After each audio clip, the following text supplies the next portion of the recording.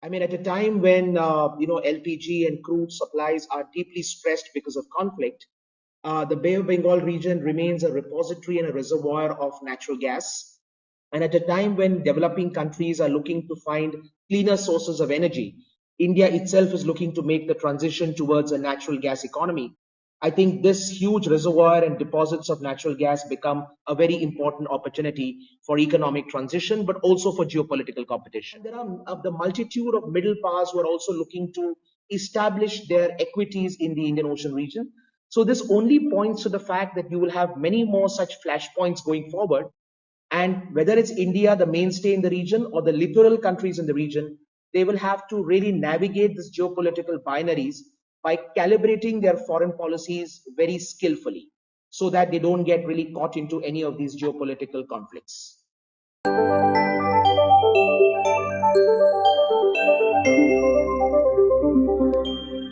Greetings, listeners, and welcome to our ninth episode of our podcast series, Reimagining the Bay of Bengal, presented by Asian Confluence. And I'm your host, Neeraj. And today we are examining the strategic currents shaping maritime security and geopolitics in this increasingly contested maritime space. Asian Confluence has established the Center of Bay of Bengal Studies in Shillong to promote research, dialogue, and collaboration on the region's shared future. In this particular episode, we are exploring maritime security and geopolitics in the Bay of Bengal. As always, we will unpack this through five thought provoking questions designed to spark clarity and inspire conversation.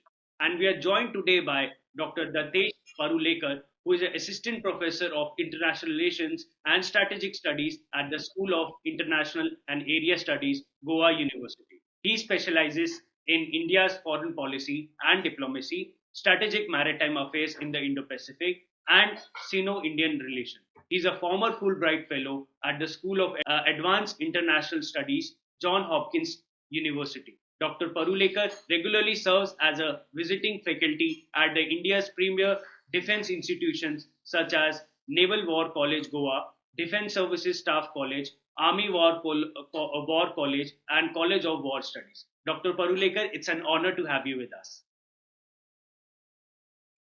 Yeah, thank you, Dr. Neeraj. It's a pleasure to be on this platform, and compliments to Asian Confluence for setting up the Center for Bay of Bengal Studies. Thank you, Dr. Datesh. So let's begin our conversation by setting up the tone. So, as we know that the Bay of Bengal has re-emerged as a key strategic theater in the Indo-Pacific. So, what are the factors that are driving these renewed geopolitical attention? Over to you.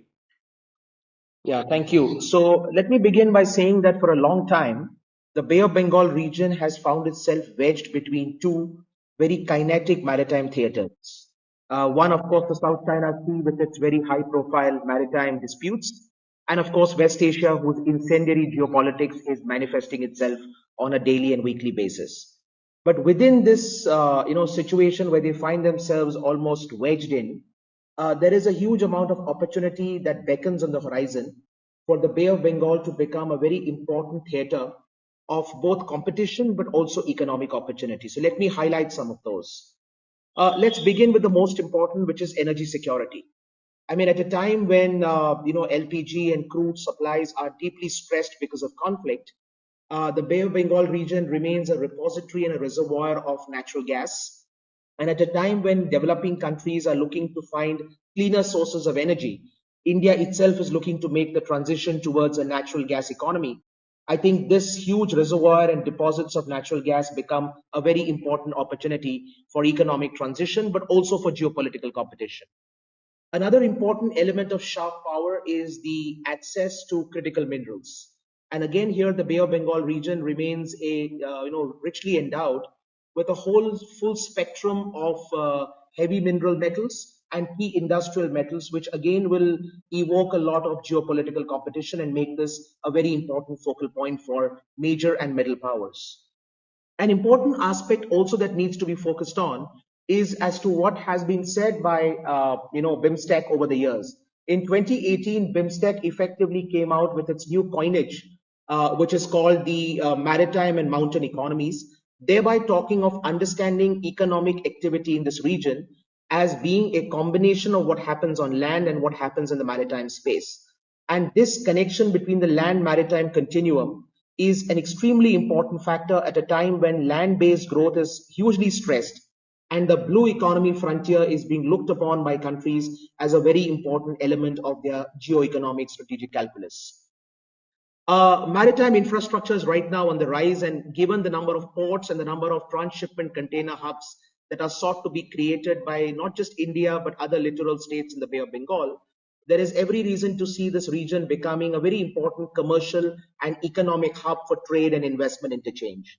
And last but not the least, given the depredations of climate which this region is afflicted by, this region becomes a laboratory for climate resilient actions taken upon not only individually, bilaterally, but also within the whole region as a whole. So I would say these are some of the important issues that make the Bay of Bengal a very important region going forward.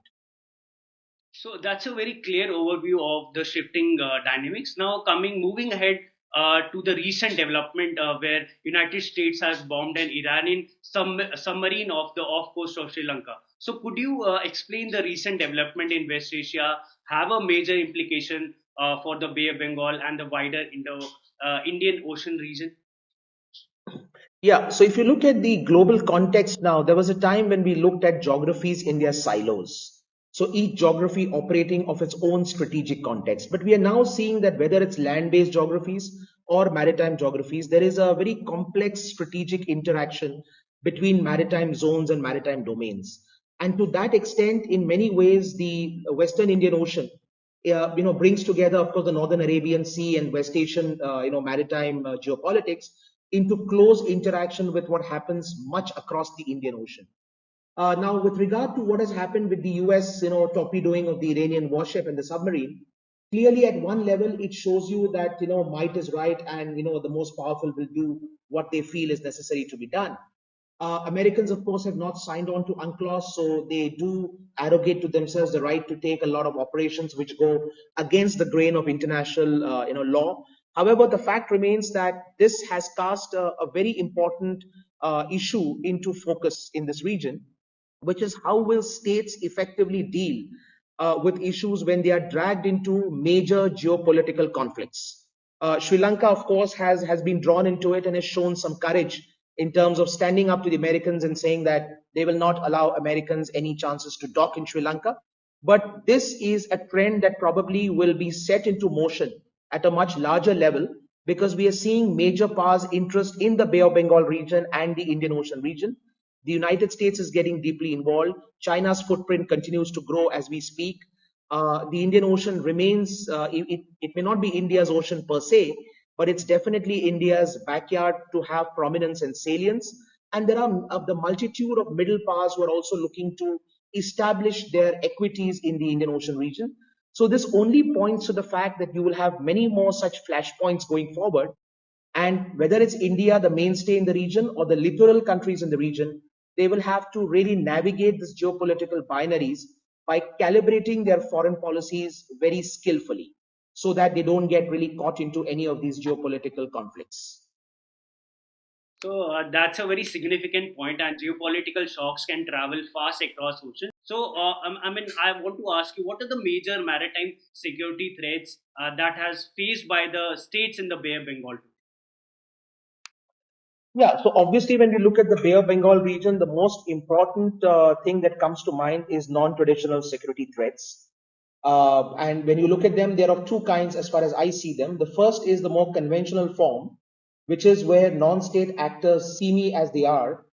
They undertake a slew of illegal operations, taking advantage of weak legal systems, overlapping jurisdictions, and the fact that at an operational level, the level of coordination and convergence between the established states in the Bay of Bengal tends to be very incomplete and inadequate. So highlighting some of those, of course, the first thing is piracy, narcotics trafficking, human trafficking. These become very important issues.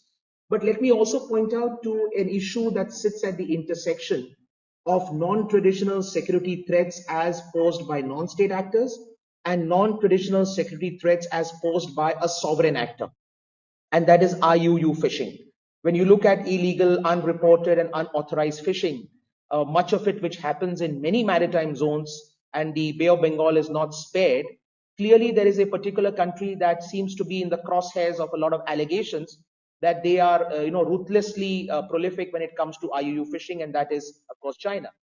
As China's presence in the Bay of Bengal grows through their port infrastructure, through their land bridge infrastructure reaching the maritime domain through Myanmar, through Thailand, etc., they become a very natural player in this region, and therefore their interests get, in a sense, subsumed and fused within the larger context of the Bay of Bengal region.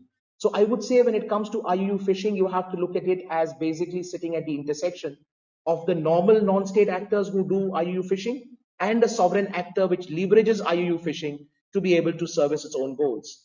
But going beyond that, we must also look at the issue of deep sea cables. I mean, with 95, 97% of information bandwidth traveling on these cables are not just economic instruments, they're also geopolitical instruments as well. And given that we have seen, certain both countries and non-state actors indulge in sabotaging this kind of maritime infrastructure, this brings into question the larger issue of how can we protect, maritime infrastructure, which is not just at sea or plying on the seas, but which is actually subsea and which constitutes what is called as underwater domain awareness. So underwater domain awareness is going to be as important a threat and a security risk as probably maritime domain awareness, which is more about what happens on the seas and what happens at sea. So I would put it in this context. So that's a very comprehensive assessment of the challenges. And now moving ahead to the regional organization, because they also have a very important role to play. So what can Bay of Bengal state and regional organizations such as BIMSTEC do to strengthen maritime security cooperation and to ensure a stable regional order? Yeah, so when we look at this region, the first thing we do realize is that in terms of the regional security complex and the regional economic complex, the regional ordering of this region has not happened, the sub-region, because the sub-region was not seen as a sub-region, a Bay of Bengal region. Each country saw itself as being independently existing around the Bay of Bengal.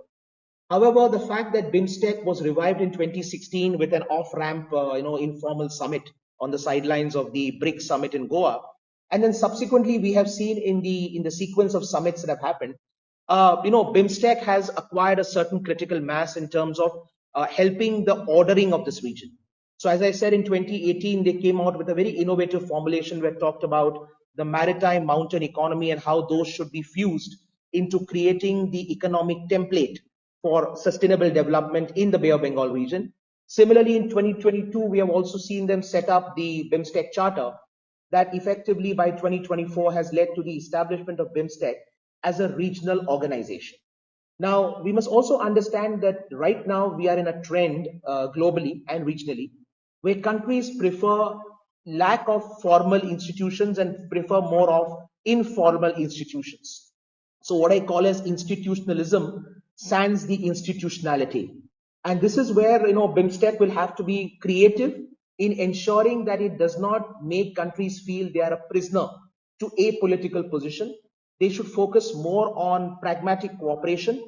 BIMSTEC should focus more in terms of creating informal coordination groups, which will help them drive the agenda without countries feeling that they are necessarily wedded to a certain position.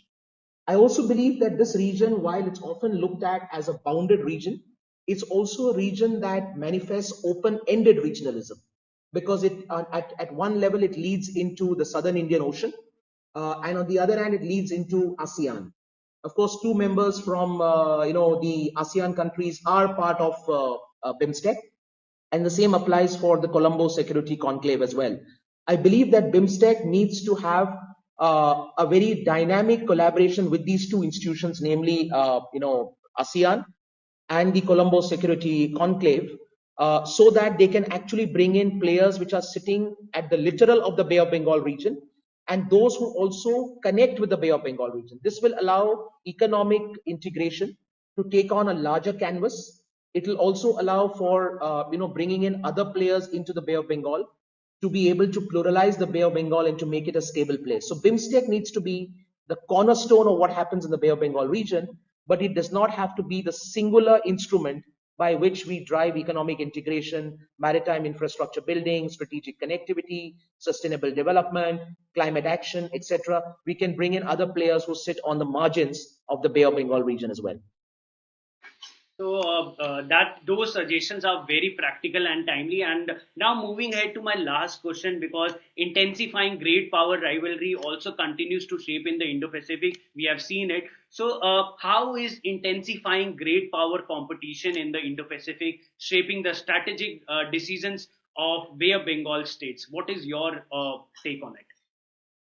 Yeah, so we are seeing increasing geopolitical, flashpoints that are emerging in various geographies, and of course, as you rightly said, the Bay of Bengal region will neither be immune to it nor will it be spared by it. We are seeing two kinds of potential geopolitical flashpoints which can get deeply troublesome or vexing for the region. One is if the India-China competition becomes very, very vigorous and trenchant in the region. Littoral states will effectively have to balance off both, and that's going to be one problem. But I also foresee with American interest now, developing in the Bay of Bengal region, albeit gradually, you may also have a US, China kind of geopolitical competition in which not just the littoral states, the more lesser littoral states, but even India will be called in to have to balance and navigate its relationship. In this context, I believe that hedging strategies are going to become very, very important and proactive. Countries are going to indulge in strategic hedging, which could be either proactive hedging or more qualitative, calibrated hedging. The whole idea being, what are the interests of those countries which are in the Bay of Bengal? They would like to advance their economic opportunity through mutually beneficial relationship with all major powers and middle powers. At the same time, they would like to stave off security risks that puts them in the middle of these geopolitical conflicts. But thirdly, also to be able to advance multilateral goals in the region. And that's why I feel the more sustainable point forward for states within the Bay of Bengal is to be able to invite middle powers, benign middle powers, so as to pluralize the space. If you pluralize any particular space, clearly power diffusion happens, and then obviously you have these angularities that operate that make it very difficult for any particular power to dominate that particular region. So I see opportunities for which countries here. I think India and Japan, can work together collectively. Japan has muscle memory, in this part of the world. They have worked in this part of the world, and the India-Japan template is the right kind of benign, progressive template that this region can actually embrace. We can also see the bringing in of certain ASEAN players, and I say this because Indonesia becomes a natural player. We are creating the transshipment container hub at Andaman Nicobar. We're also building the Sabang port for Indonesia. So in that sense, we become almost, next door neighbors. Malaysia recently participated as an observer country in the Colombo Security Conclave, and that shows Malaysia's interest in wanting to play a part in the Indian Ocean. Singapore's companies are pretty heavily getting invested in the logistics of Indian port and port-led, infrastructural development.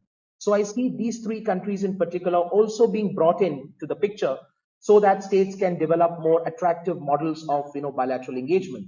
But I would also not rule out countries like the UAE, for instance, because we've seen that when Prime Minister Modi visited Sri Lanka last year, UAE and India put together a joint project for an oil terminal depot. We can see the UAE, with its ability to invest in both fiscally and in terms of technology, also becoming a player in this part of the world. So if the smaller states can engage with a multitude of players, major powers and middle powers, purely in advancing their economic opportunity, staving off security risks, and at the same time being able to advance a collective multilateral agenda for sustainable development, for climate resilience, for infrastructure development, for multimodal strategic connectivity. I think that goes a long way in terms of shaping the region and insulating the region to the extent possible from the incendiary effects of geopolitical competition. So that's a very sharp analysis of the difficult balancing act many state, which they face today. So what an insightful discussion, Dr. Datesh. Thank you so much for your expert perspectives on maritime security and geopolitics in the Bay of Bengal. To our listeners, we hope this episode of Reimagining the Bay of Bengal has deepened your understanding of the region's strategic challenges and opportunities. So stay tuned for more discussion on the forces shaping this vital area. Thank you so much. Thank you, Dr. Neeraj, for having me, and once again to Asian Confluence for giving me this opportunity to speak on this important platform and important issue. Thank you very much. Thank you.